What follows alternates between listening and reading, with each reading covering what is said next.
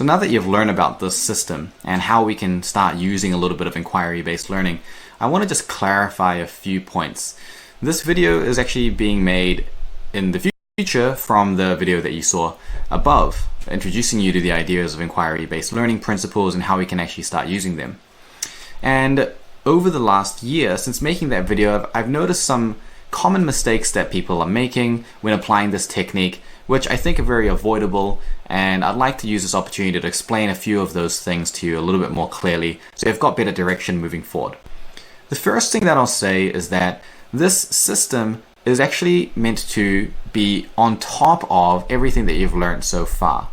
So what I mean by that is that we're not abandoning our processing of notes, we're not removing our visualizations. If we've already experimented with mind mapping or chunk mapping, we don't want to get rid of that by using this. What we want to do is we want to leverage the power of inquiry. So a great example is like this. If I ask you, what did you have for lunch yesterday? And I say, don't tell me the answer. By now, you've already thought about it. So the power of a question is in being able to focus your mind in a very specific way. So we know that trying to use your brain in a very focused way is actually not very easy to do because it's a little bit directionless. But the power of questions means that we can force our brain to think in a certain direction by asking the question and then letting our brain go into that problem-solving mode to try to answer it. So the questions we ask give direction and steer our brain in thinking in certain ways.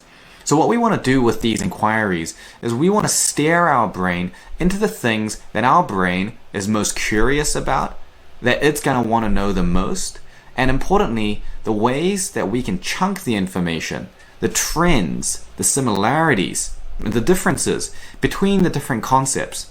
We're going to ask questions about each concept, about its importance, about how it works, about its real-world applications, about any other question that you might be curious about. And what we want to do is we want to leave these questions relatively open. We want to leave these questions relatively open so that our brain has the ability to take that, look at the information that you've got in your textbook or your lecture slides or whatever you're learning from, and then take that information and focus in on it to find these answers. And in doing so, we'll be able to find these similarities and trends. We'll be able to chunk the information more. We'll be able to create more relationships between the ideas. And we're going to start building a better organizational schema. In the later stages, we're going to take that base ability and we're going to refine it and clean it up even more so that your chunks are better, your relationships are cleaner and more well prioritized, and we're engaging even more of that higher order learning and driving that quality up. But the first step is we need to get used to the idea of using questioning to focus our brain on something. Now at this point, I'll bring in a common mistake that I see people often doing, and you'll see this when you look at the Spot the Issues challenges for people that are using this technique as well, is the question-answer approach being linearized. So when we ask a question, we have all these different possible answers that we can pick from. And that is engaging higher order learning because there are multiple concepts, multiple relationships, and we're now having to figure out how does it fit together, how do I represent this, how do I chunk it, how do I visualize and process it. These are all very difficult things to do, and this is increasing your intrinsic cognitive load. So you will feel that this is challenging, it's difficult, potentially very time consuming when you're first doing it, and all of those things will get easier and it will get faster. But it's important that we are aware that this is a process that will make us think about things in a relational way. It will be uncomfortable, but it will result in a higher quality of encoding and a better organizational structure. So when we're answering each of the questions, we don't want to have a question and then we don't want to be typing an answer underneath it. We don't want it to be like test questions that we're answering, because that's going to take all of those relationships and connections and then it's going to funnel them into a very narrow linear set of notes that's not really representative of the full complexity or the scale or the volume of how those relationships are or how they're grouped together. It's very difficult to write out an explanation for 3 or even 4 different relationships and maybe how they interact or group together. That's very, very difficult to type out. And so we don't want to do that. It's an unnecessary process. So what we're going to do is we're going to take these questions that we've created, we're going to use that to focus our brain. Let that curiosity and let that focus settle in. We're going to look through our material and we're going to find the answers to answering that question. And in doing so, we'll understand more about the chunks, we'll understand more about the relationships between the ideas, and your job is to take that and then process that into your notes through mind maps or chunk maps or just process notes as you're used to at this stage. And then we'll start linking those processes together. So question, looking through the information, thinking about it and answering in your mind, and then processing that on paper. By this point, we shouldn't need the collecting step anymore at all. We can go straight from questions, thinking, process notes.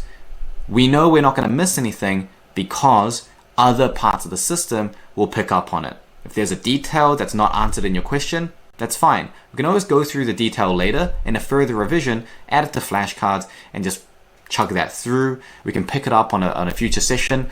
That's okay. That's fine. What we don't want is we don't want to slow ourselves down right now by being inundated with all of that detail and slowed down and weighed down by that detail, when actually what's most important is building that basic cognitive scaffold and structure to the information, which is going to allow us to encode it more efficiently. So don't do the question answer approach. Question, thinking, processing it straight out, and have your list of questions, have your process notes, and then make sure that you're submitting that for feedback, asking your peers on the Discord, things like that, to make sure that you're getting proper feedback on it. And at this point also, I'd like to remind you to make sure that you're really diligent with your COBES experiential cycle. A lot of people will find that they're getting a little bit lazy with that. Starting from this point onwards, up until maybe the next two stages, Ascent 1 and end of Ascent 2, this is one of the most difficult parts of the entire course, because for most people it represents a complete perspective shift and actively controlling the encoding process and taking charge of their cognitive load, which is an incredibly complicated, incredibly difficult process when you're sort of deviating away.